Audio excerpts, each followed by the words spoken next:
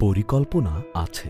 তুমি কি কখনো ভেবেছ সব এলোমেলো হয়ে গেছে, জীবনের কিছুই আর বুঝতে পারছো না? চাকরি গেল, সম্পর্ক ভাঙল, ভেতরে ভেতরে শুধুই অন্ধকার। তবুও শোনো, তোমার জীবন যতই এলোমেলো লাগুক, ঈশ্বরের পরিকল্পনায় সব ঠিকঠাক চলছে। বাইবেল বলে, তোমাদের জন্য আমার পরিকল্পনার কথা আমিই জানি, তা তোমাদের মঙ্গলের জন্য, ক্ষতির জন্য নয়।